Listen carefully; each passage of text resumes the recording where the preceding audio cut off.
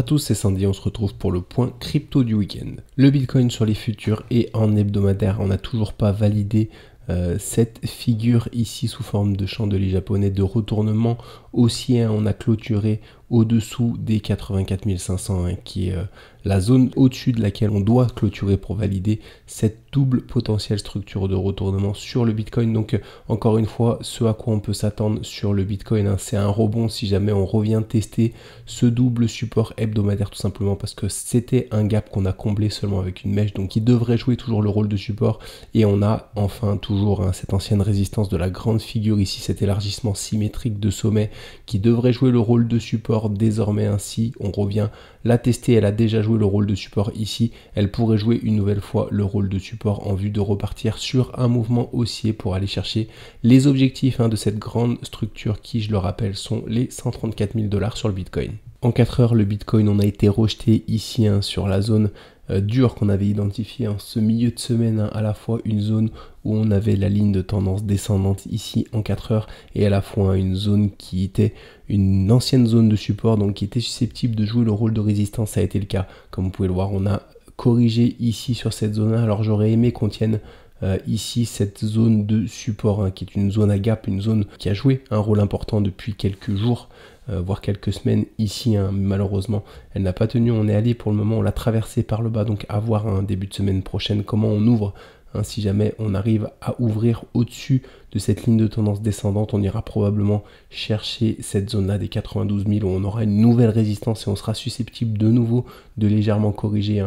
Et si jamais on corrige encore ce week-end, on ira potentiellement rebondir sur cette zone de support, la zone hebdomadaire qui devrait une nouvelle fois, en tout cas, jouer le rôle de support. L'Ethereum en hebdomadaire contre l'USDT et sur le spot, l'Ethereum qui tient toujours cette ligne de tendance hebdomadaire, cette ligne de support hebdomadaire en vert ici, qui est une ligne de support majeure, la plus majeure comme je le disais depuis la création de l'Ethereum. Donc je m'attends ici à effectuer un beau rebond pour au moins revenir tester les 2800 $ sur l'Ethereum. Alors pour le moment, on voit qu'on est en train de tester cette zone. Il faudra surveiller dimanche soir si on a tenu les 1850 $ sur l'Ethereum ou pas. En tout cas, ce que je privilégie de mon côté, c'est la tenue de cette zone tout simplement pour repartir sur un mouvement haussier. Avant d'analyser les crypto-monnaies DOT, HBAR et VET, je voulais rappeler que nous ne sommes pas des conseillers financiers, que ce soit moi ou Nico, on est simplement des traders et investisseurs indépendants qui basons nos prises de position sur les statistiques qu'on a étudiées en profondeur et malheureusement la statistique de 100% n'existe pas, donc faites toujours vos propres recherches avant de tenter d'entrer en position sur une crypto-monnaie ou sur une action. Pas de changement sur DOT sur laquelle je suis entré en position il y a maintenant quelques semaines. On est toujours au sein de cette belle zone ici. Si jamais on corrige et qu'on revient tester les 3,59, on aura de bonnes chances d'une nouvelle fois rebondir, sachant que cette zone des 3,59 est une zone qui a joué le rôle de support à plusieurs reprises. Un DOT qui pourrait former ici sur ses plus bas une figure de retournement et qui serait susceptible d'atteindre au minimum des objectifs situés autour des 11,6 $ à moyen terme. HBAR, on en avait parlé du coup la semaine passée ici, j'avais dit qu'on avait une zone importante potentiellement, une zone où il y avait une compression. Comme vous pouvez le voir ici, on est en train de perdre cette zone aujourd'hui. À voir ce soir où est-ce qu'on clôture. Si jamais on clôture en dessous des 0,182, on aura de bonnes chances d'aller chercher cette zone inférieure ici sur laquelle on pourra observer au minimum un futur rebond technique. Donc à voir encore une fois comment on clôture ce soir si jamais on perd cette zone des 18,2 ou alors si on la regagne pour potentiellement repartir tout de suite sur un mouvement haussier sur HBAR. Mais dans tous les cas, même si on vient chercher la zone inférieure, on aura de très bonnes chances ici de voir se former une figure de retournement pour partir sur un nouveau mouvement haussier sur HBAR, sachant que le Bitcoin est potentiellement également sur un point bas et qu'il est susceptible de repartir à moyen terme également sur un mouvement haussier comme on l'a vu en début de vidéo. VET également qui a formé quelque chose d'intéressant.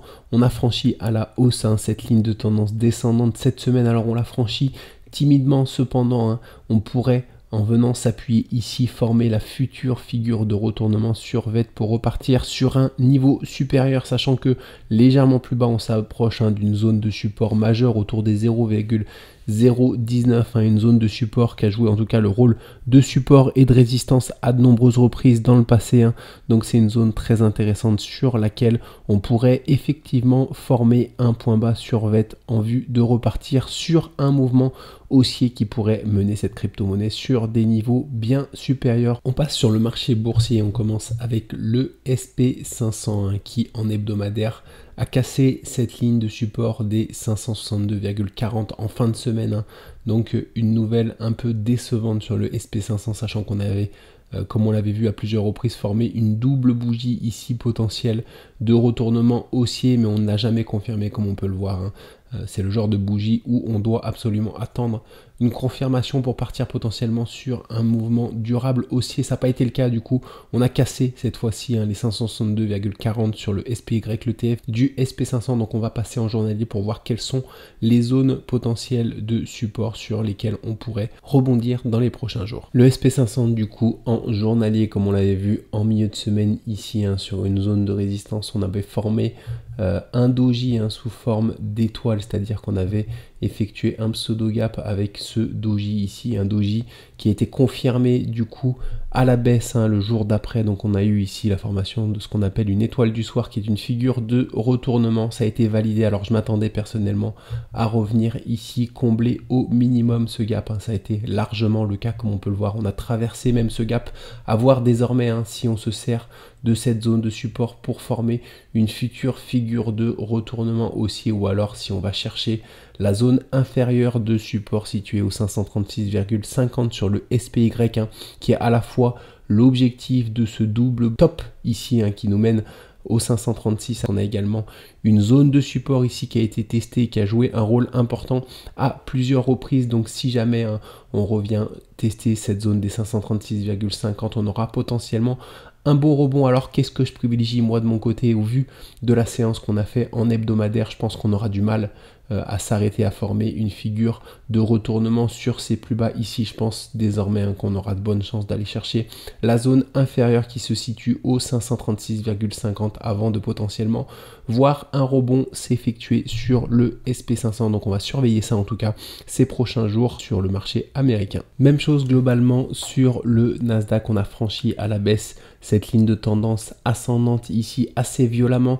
C'est un peu frustrant parce qu'on avait effectué deux belles bougies ici de potentiel retournement haussier. On attendait la confirmation de cette double figure potentielle. Ça n'a pas été le cas, on n'a jamais confirmé à la hausse et on a violemment corrigé en fin de semaine ici pour valider la cassure de cette grande ligne de tendance hebdomadaire qui est une ligne de tendance importante. Donc comme on peut le voir ici sur le graphique hebdomadaire, la prochaine zone de support potentiel qu'on est susceptible d'aller chercher, ce sont les 447 sur le QQQ, l'ETF du Nasdaq.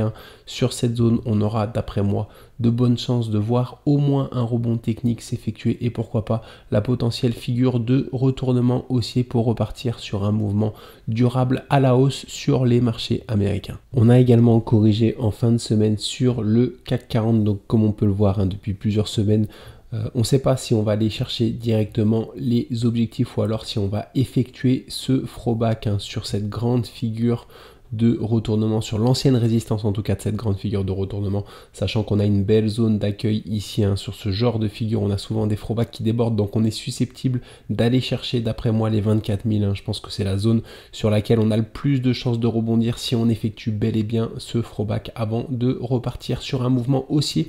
À voir encore une fois sur le CAC 40 si on effectue ce throwback ou alors ici si on forme une future figure de continuation haussière. On va suivre ça en tout cas ces prochaines semaines. Même chose globalement sur le HSI, l'indice de la bourse de Hong Kong. Ici, on a franchi à la hausse cette zone de résistance récemment en hebdomadaire. Ici, je suis sur le graphique hebdomadaire. Donc, on est susceptible de revenir s'appuyer ici dans cette zone-là avant de repartir sur un mouvement haussier. Pour le moment, comme on peut le voir, on corrige légèrement depuis quelques semaines sur le marché chinois. Donc, d'après moi, on va revenir chercher une zone inférieure pour effectuer ce throwback avant de repartir sur un mouvement haussier. On aura potentiellement une résistance, encore une fois, descendante ici sur laquelle on sera susceptible de corriger légèrement, sachant que les objectifs de la figure dont on vient de s'extraire, ce grand double bottom, sont les 31 000. C'est un objectif qui est atteint, encore une fois, 68% du temps. Donc c'est forcément la direction qui est à privilégier sur le marché chinois lors de ces prochains mois.